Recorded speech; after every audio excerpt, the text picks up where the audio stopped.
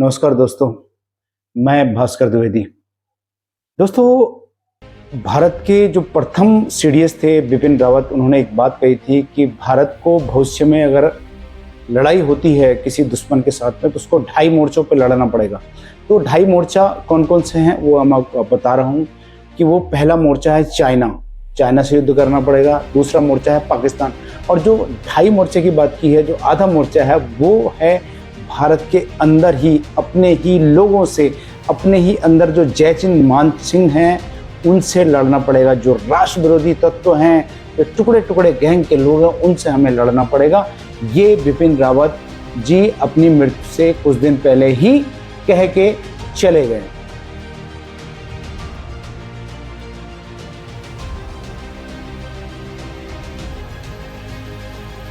तो मित्रों, आप मेरा इशारा समझ गए होंगे कि मेरा जो इशारा है वो किस तरफ है। कि अभी अभी जो ये ट्रैवल ब्लॉगर है, ट्रैवल विद जो करके इसका एक चैनल है भारत में, और उसका नाम है ज्योति मल्होत्रा। उसको भारत की जो सीक्रेट्स हैं उसकी इंफॉर्मेशन लीक करने का उसके ऊपर आरोप है, और देशद्रोह का मुकदमा शायद उसके ऊपर चल रहा है, और पुलिस ने उसे अरेस्ट भी कर लिया है। और उसके ऊपर देशद्रोह का जो एलिगेशन है उस पर कार्रवाई चल रही है, कंटिन्यूअसली उससे पूछताछ चल रही है, और उसने कई जगह ये एक्सेप्ट भी कर लिया है कि कहीं ना कहीं वो इन चीज़ों में इन्वॉल्व है। यानी कि वो भारत की जो सीक्रेट्स है, जो भारत की एजेंसीज हैं, सीबीआई है, रॉ है, या भारत की जो आर्मी के जो दस्तावेज हैं, वो उसने कहीं ना कहीं शेयर किए हैं पाकिस्तान के साथ में। इसकी भी पुष्टि वो खुद ब खुद पुलिस के सामने कर रही है। उसके ऐसे बयान आ रहे हैं जो कि न्यूज़ चैनलों से हमें पता लग रहा है। तो दोस्तों, आप मेरी बात समझ गए होंगे कि भारत में ऐसे केवल ज्योति मल्होत्रा ही नहीं होंगे। मुझे लगता है कि ऐसे असंख्य, मैं मानता हूं कि 60% से ज़्यादा जो भारत में यूट्यूबर है, जो सोशल मीडिया की जो बाढ़ आई हुई है, जो भौनी संस्कृति के रूप में भारतवर्ष की जो कल्चर को, जो संस्कृति हमारी है, जो सभ्यता हमारी, उसको नष्ट करने का जो प्रयास किया जा रहा है, ऐसे लोगों के द्वारा वो कंटिन्यूअसली चल रहा है।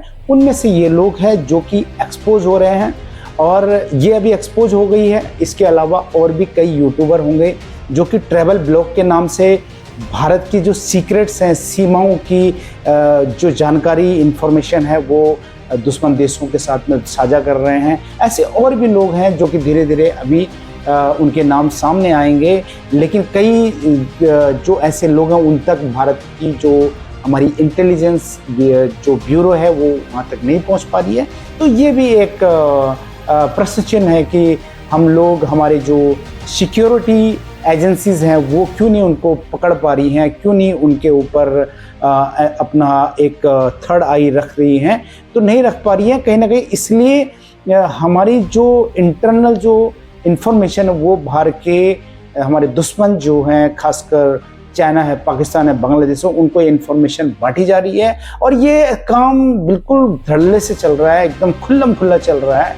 मैं ये भी नहीं कह रहा हूँ कि सारे के सारे यूट्यूबर जो है वो देशद्रोही हरकतों में लिप्त है। मैं भी एक यूट्यूबर हूँ, और मैं ये नहीं कहता हूँ, बहुत लोग बहुत अच्छा काम कर रहे हैं, और उनकी वजह से बहुत ज़्यादा इन्फॉर्मेशन आज की डेट में सोशल मीडिया के थ्रू आम लोगों को हो रही है, तो वो गलत नहीं है। लेकिन बहुत से ऐसे लोग हैं जिन तक पहुंचना अभी पुलिस को बाकी है, भारत सरकार को उनके ऊपर नकेल कसना बाकी है, उनकी इन्वेस्टिगेशन करना बाकी है।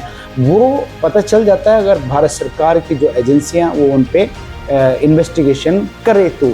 लेकिन सवाल ये है कि जो ये इन्फ्लुएंसर हैं, ये चंद पैसों के खातिर, चंद रुपयों के खातिर, चंद फैसिलिटीज की खातिर, सुविधाएं प्राप्त करने के लिए, या ये कह लो कि जो शॉर्ट टर्म जो एक रास्ता है पैसे कमाने का, उसके थ्रू ये आगे बढ़ना चाहते हैं। और उसके लिए इनके लिए कोई ये मायने नहीं रखता है कि अपने जो पेरेंट्स की है, उनकी रिस्पेक्ट, उनकी जो इमेज है उस पर धक्का लगेगा।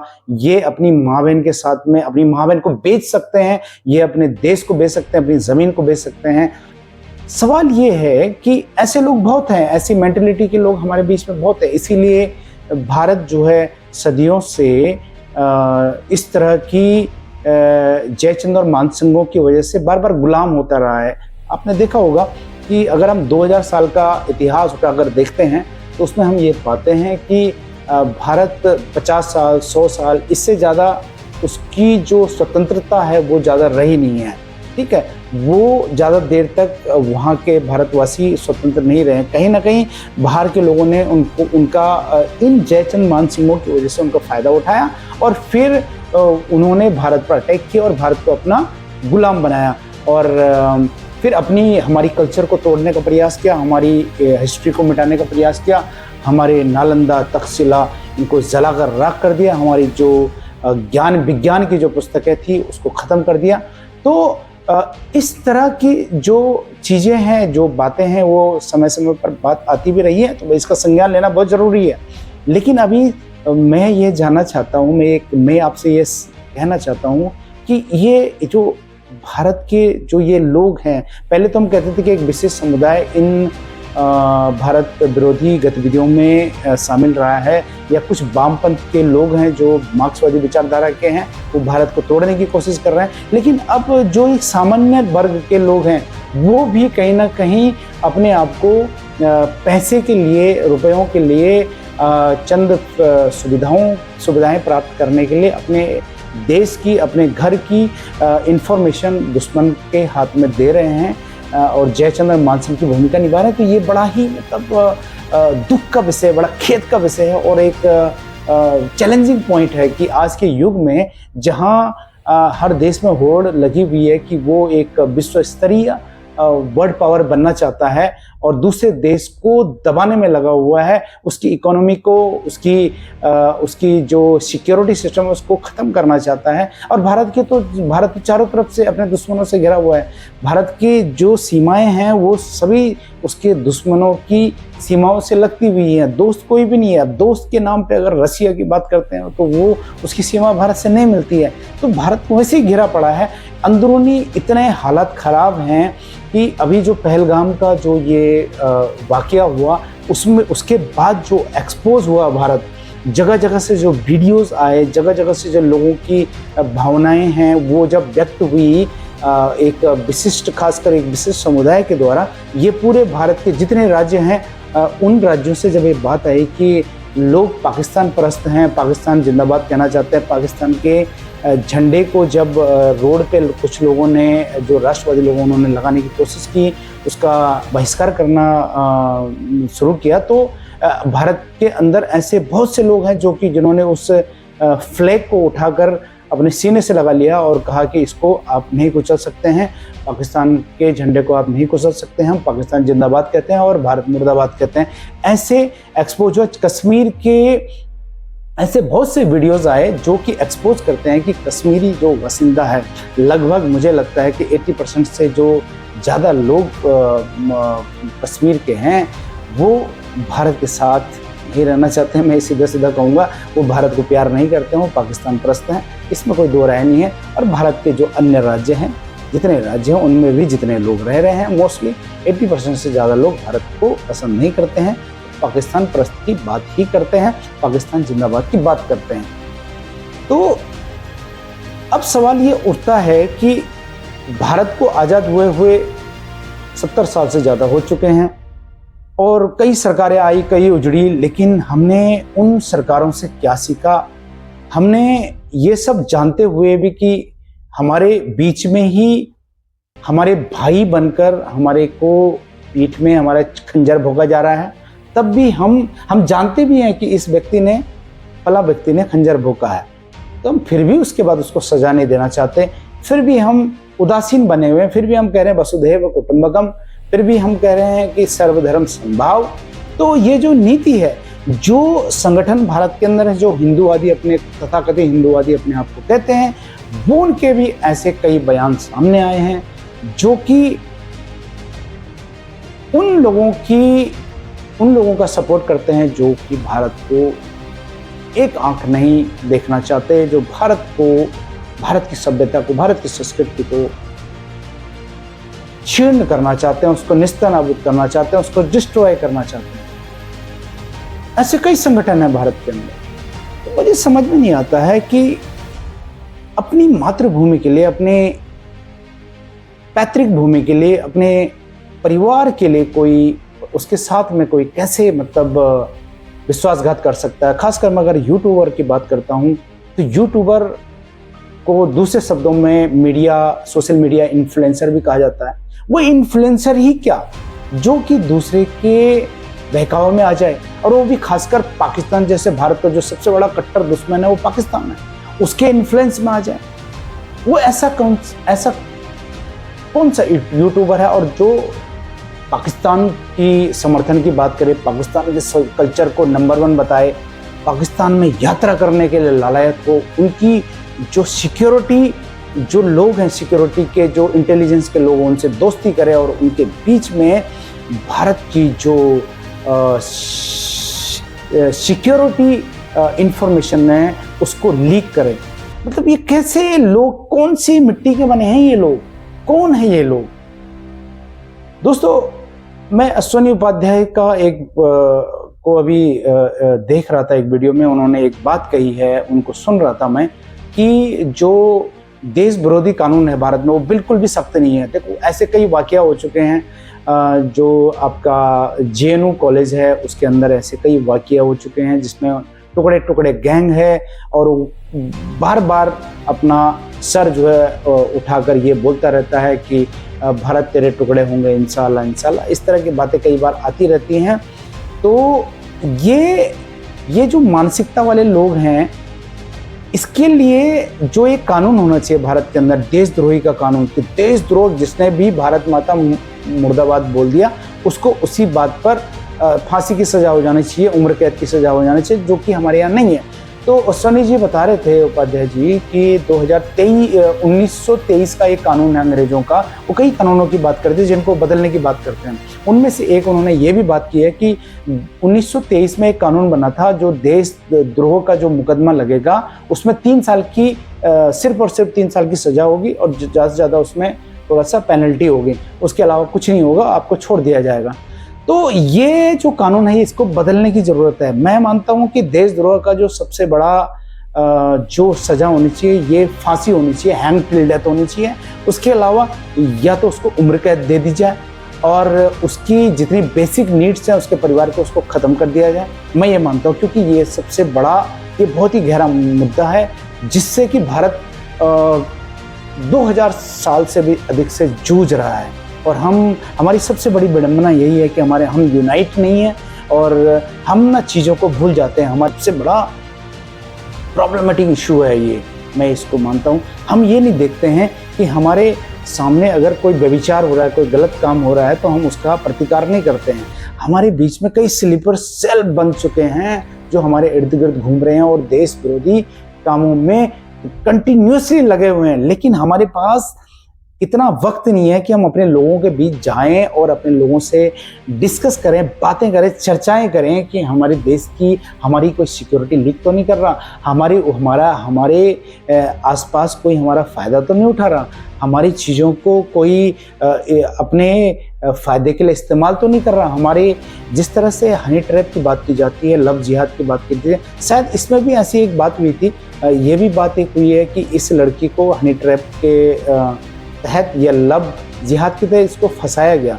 लेकिन मैं फिर एक बात कहता हूँ कि एक पढ़ी लिखी औरत है, पढ़ी लिखी लड़की है, वो पढ़ी लिखी लड़की जो है, अगर वो इन्फ्लुएंसर भी अपने आप को कहते हैं कि हम मीडिया इन्फ्लुएंसर हैं, हमारे इतने फॉलोअर्स हैं, पहले तो कैसे वो लोग हैं जो इनको फॉलो करते हैं। एक कोई दूसरे ऐसे समुदाय का, कि जिस समुदाय ने पूरी दुनिया को परेशान कर रखा है, खासकर भारत को तो परेशान कर ही रखा है, वो समुदाय का व्यक्ति आके इनको लव जिहाद के ट्रैप में फंसा लेता है और उसके बाद इनका दोहन करता है, इनका शोषण करता है, बुरी तरह से शोषण करता है। उसके बाद इनको भी खुद भी पता नहीं चलता कि कब इनका एक्सप्लॉयटेशन हो गया, कब ये यूज़ हो रहे हैं। ठीक है, जासूसी के रूप में, स्पाई के एजेंट के रूप में आपको स्थापित कर दिया और आपकी पूरी ज़िंदगी ख़राब कर दी।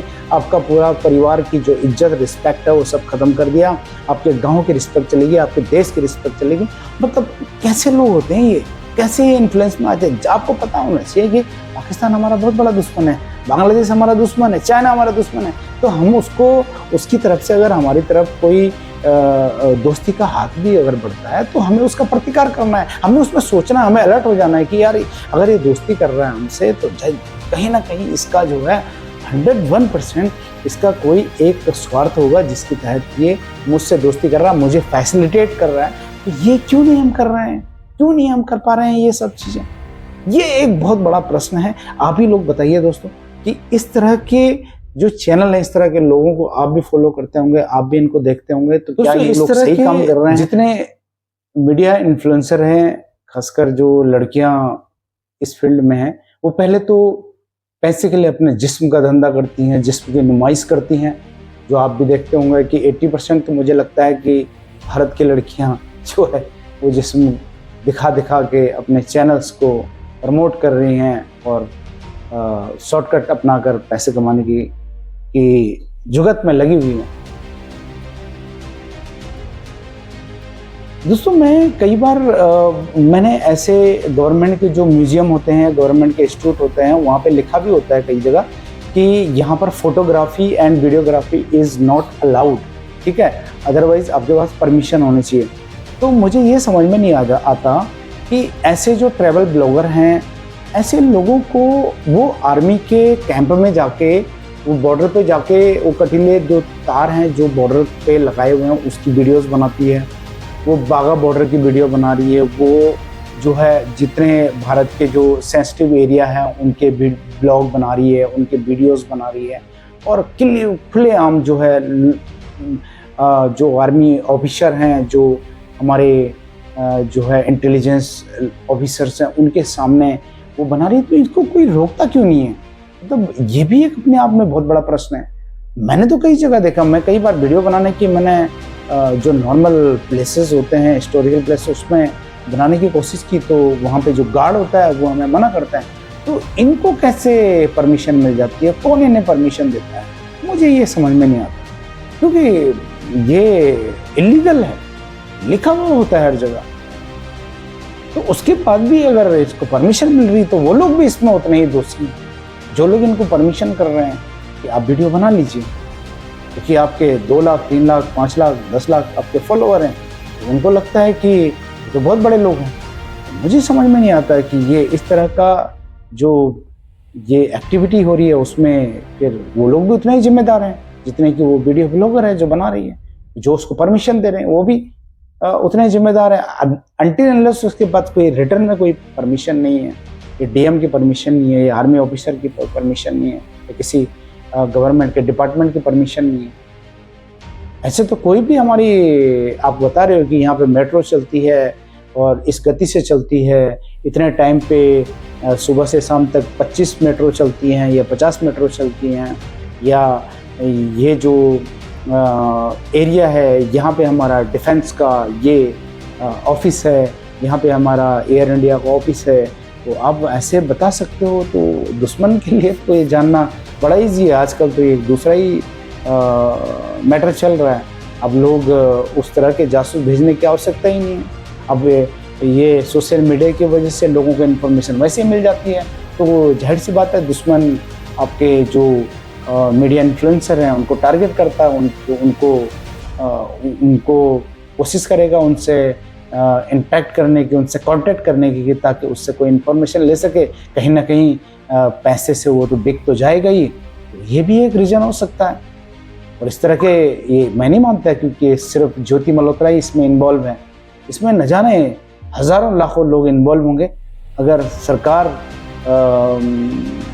सोशल मीडिया, यूट्यूब से, इंस्टाग्राम से ठीक से अगर तरीके से इन्वेस्टिगेशन करे तो ऐसे बहुत से ज्योति मल्होत्रा निकलेंगे जो भारत में स्लीपर सेल की तरह पाकिस्तान के लिए, बांग्लादेश के लिए, चाइना के लिए काम कर रहे हैं, अमेरिका के लिए काम कर रहे हैं, स्पाई का काम कर रहे हैं।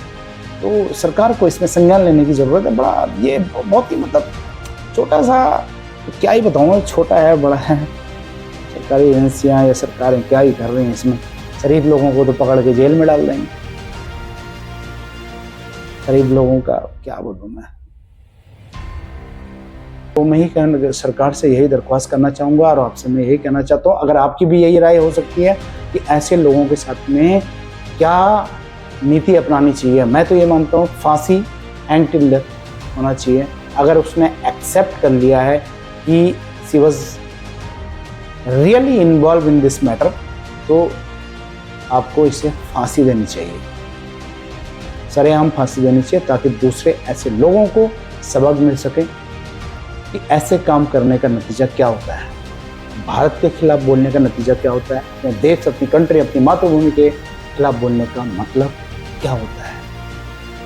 एनीवे, ये मेरा व्यक्तिगत विचार था दोस्तों।